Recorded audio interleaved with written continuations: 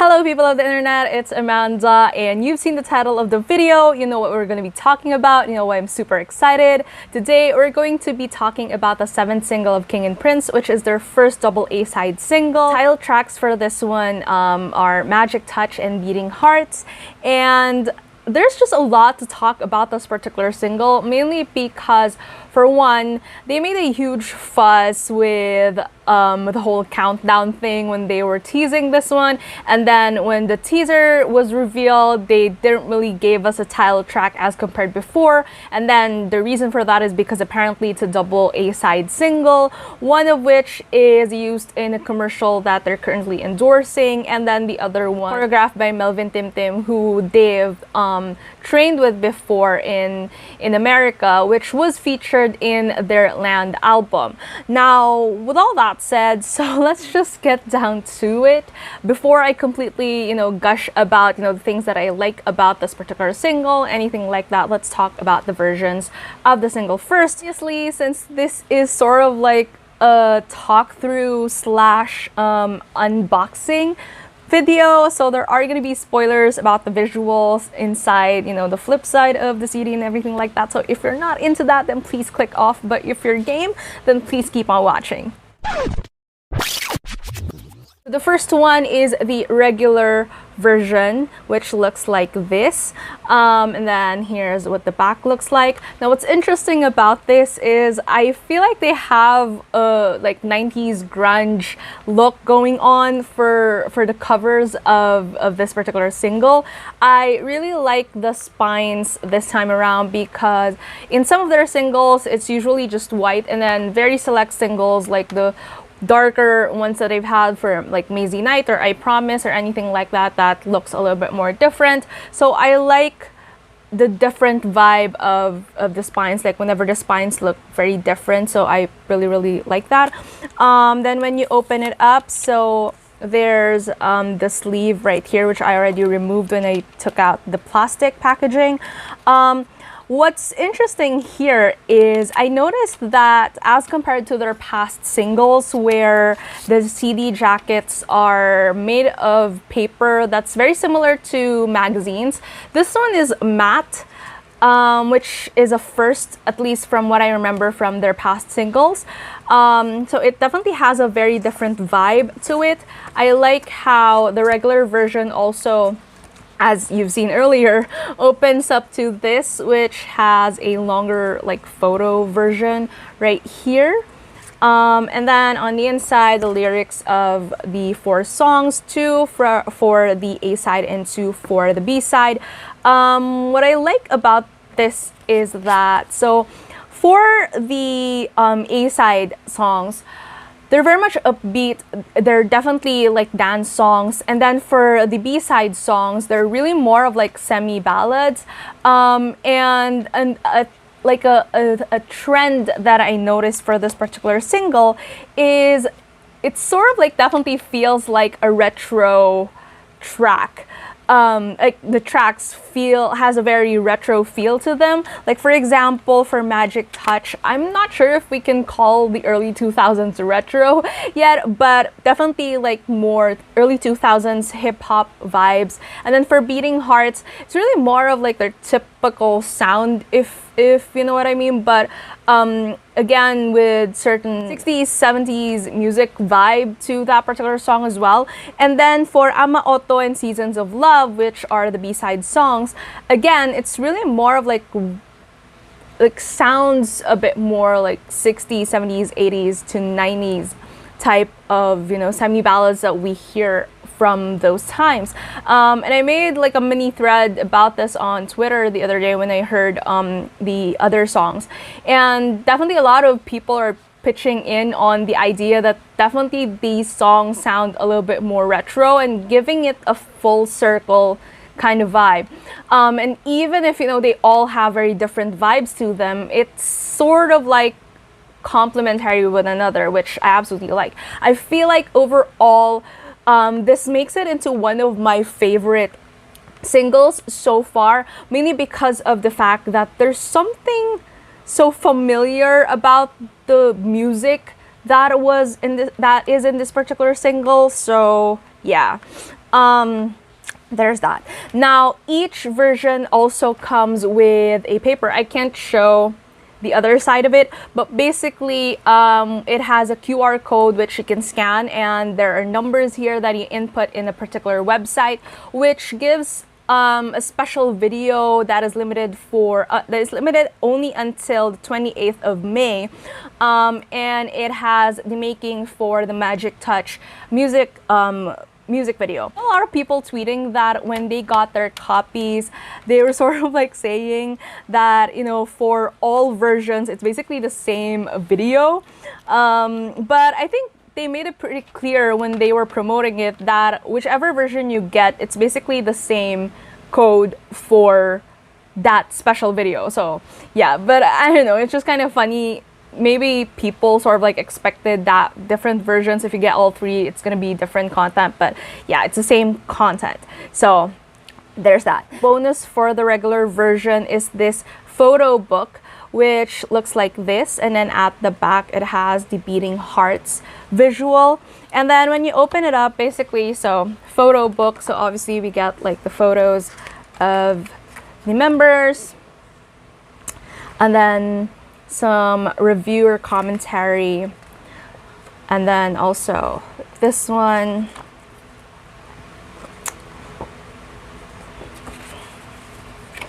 and then here. So that's basically how that looks like. Again, I really like the material of like the paper for this particular single. Like, I don't know, I mean, the usual magazine type paper is fine, but there's just something about this particular material that I absolutely like. And I feel like that's personal preference, I don't know, but just wanted to put it out there. Now, next up is the LEA version.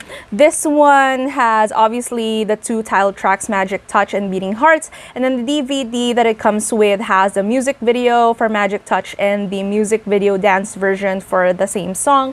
So this is what the front looks like. This is actually my favorite cover out of the three versions, and I also like how it looks like at the back. Then when you open it up, so what I like about these recent singles is that the spine looks different, because the earlier singles, it's usually just, you know, most of them have just a white spine, and then eventually around Koi Wazurai and then for I Promise May Z Night, it definitely has more colors to it, and it's the same thing for this particular single. And I don't know, but I just like the differences in terms of the colors of the spines. So yeah, but anyways, so when you open it up, so obviously it's the same thing. So it has a photo right here, and then again the paper with the code thing, and then the lyrics for both the title tracks. I also really like the colors of the CDs for this particular single. Like, I don't know if it's just me, but it's different for each version. So for the regular version, it's red. And then for this one, for LEA, it's this like dark hot pink color, and then it's black for this one. Yeah. And then I'm gonna be showing the LEB version in a bit. Now, the external bonus that LEA comes with is this sticker right here. And again, like, what's up with like the big ass stickers? Like, well, I mean, for most people, I guess they don't really use it as well, so they just put it up for display. So I guess that sort of like makes sense. But yeah, it's a big ass sticker. So I'm just gonna be returning that to its plastic, and then, you know, probably like display it or something. But yeah, I mean, if you use these stickers, please let me know how you use them. I remember the I Promise one is A6 sized, and it's the size of a postcard, so I don't really know where you put that. But yeah, so let's move on to the LEB version, limited edition B version. So yeah, so again, spine is very different. I like the color of the spines for this particular single. As I mentioned earlier, this is how it looks like. Now for this one, so for the CD, again, it includes both A-sides, Beating Hearts and Magic Touch. And then for the DVD, it's the music video and the music video making for Beating Hearts. Now again, this particular single is for an endorsement that they're doing for a candy brand. And they had, the music video for this one is definitely nauseating. I find it really, really fun. And when they performed it in CDTV the other day live, like the choreography is really something. Like it's very interesting. And I'm not really like disappointed with the music video. It's just that it's really nauseating with all the effects. But they did use, like, if I remember correctly, 6 cameras to capture that entire thing, and then they used like a full green screen on all sides for that particular music video. Like it's fun, but they also released like the version for the commercial, and that one is a lot cleaner. Like it shows the steps for the music video a lot, like the choreography a lot better. So I kind of wish that they sort of like included that as well, but we can't have everything that we want. So yeah, this is how it looks like. Again, same paper material as the other 2 versions. This is what the back looks like, and then this is what the lyric page looks like. So yeah, and again, for the CDs, what's interesting about this is before, the colors follow, like for example, it's consistent all throughout. Like for the regular version, it's the same color scheme as the ones in the CD version, and then the DVD is the same thing for like LEA and LEB. But I noticed like for this one, even the colors of the CDs are different from each other. So this one is teal, and then we have like a gray one right here. So again, like out of just like, as not just for the songs themselves, but even the way that this single is produced, even if, again, Beating Hearts, I like the song, I like the choreography, but that music video is really something. Like I love watching it on the TV because it gives me like 5D amusement park vibes. But if you watch it way too much, I feel like, yeah, it's a bit dizzying with all the effects and everything. But overall, I really, really like this single, from the lineup of the songs to how everything looks so far. So yeah, now for the external bonus that comes with LEB, it's the usual clear poster. So this is A4 size. To say more about each version, other than the fact that I feel like I've already talked about, how much I like this one so far.